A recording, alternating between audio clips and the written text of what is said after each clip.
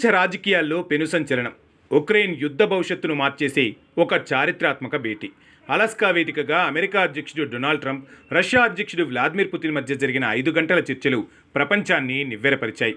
ఇది శాంతి చర్చ కాదు, పుతిన్ వేసిన ఒక పక్కా వ్యూహం. ఈ భేటీలో హీరో పుతినే. పుతిన్ వేసిన వలలో చిక్కింది మాత్రం ట్రంపే. పుతిన్ తనదైన శైలిలో ట్రంప్ను మాటల ఉచ్చులో బంధించారు. ఈ భేటీ తర్వాత ట్రంప్ పూర్తిగా పుతిన్కు అనుకూలంగా మారిపోయారు. ట్రంప్ అధ్యక్షుడిగా ఉంటే ఈ యుద్ధమే జరిగేది కాదని పుతిన్ అనడం కూడా కొసమెరిపే.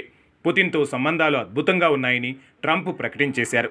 తదుపరి సమావేశాల వేదిక మాస్కో కావాలని అనుకున్నట్టే పుతిన్ చేసేశారు. పుతిన్ వేసిన మాస్టర్ ప్లాన్ ఇదే.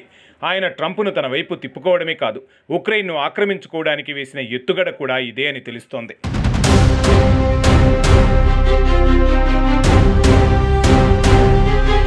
శాంతి చర్చల పేరుతో ట్రంప్ ఇప్పుడు రష్యాపై ఎలాంటి కొత్త ఆంక్షలు విధించకుండా చేసుకోగలిగారు.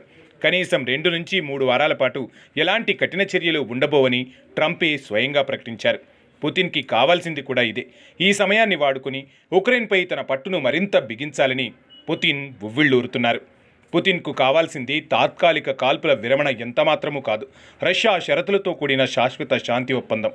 దీనికి కూడా ట్రంప్ అంగీకరించేలా చేయగలిగారు పుతిన్. రష్యా చెప్పిన అన్ని షరతులను ఒప్పుకునే వరకు శాంతి ఒప్పందం జరగదు. ఒప్పందం జరగనంత వరకు కాల్పుల విరమణ ప్రసక్తే ఉండదు. రష్యా దాడులు ఏమాత్రమూ ఆగవు.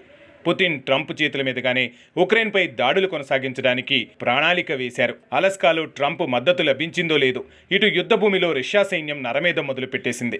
24 గంటల్లో రష్యా జరిపిన భీకర దాడుల్లో అనేక మంది ఉక్రెయిన్ సైనికులు మరణించారు. ఉక్రెయిన్ సైనిక దళాన్ని నాశనం చేసేశారు. నిఫ్రోలోని ఒక నగరాన్ని స్వాధీనం చేసుకున్నారు. కార్కివ్లో ఉక్రెయిన్ కమాండ్ పోస్టును కూడా నేలమట్టం చేశారు.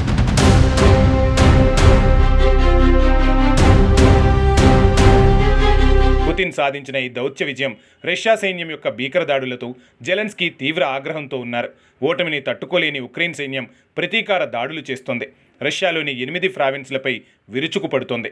ఈ దాడుల్లో రష్యా ఆయుధ ఫ్యాక్టరీ, వోల్గోగ్రాడ్లోని ఆయుధ గిడ్డంగి, కుక్స్లోని రాడార్ స్టేషన్ ధ్వంసమయ్యాయి. ఈ దాడుల్లో 11 మంది రష్యన్లు మరణించారు. ఉక్రెయిన్ చేస్తున్న ఈ దాడులు వారి నిస్సహాయతకు నిదర్శనం. ఎందుకంటే ఇప్పుడు వారు ముందున్నవి 2 దారులు. 1 రష్యా ముందు లొంగిపోవడం, 2 పుతిన్ చెప్పిన షరతులన్నింటినీ ఒప్పుకొని శాంతి ఒప్పందంపై సంతకం చేయడం. ఈ 2 జరగకపోతే ఉక్రెయిన్ మరిన్ని భూభాగాలను కోల్పోవడం ఖాయం. పుతిన్ వేసిన ఈ రాజకీయ చదరంగంలో ఉక్రెయిన్ బలైపోయింది.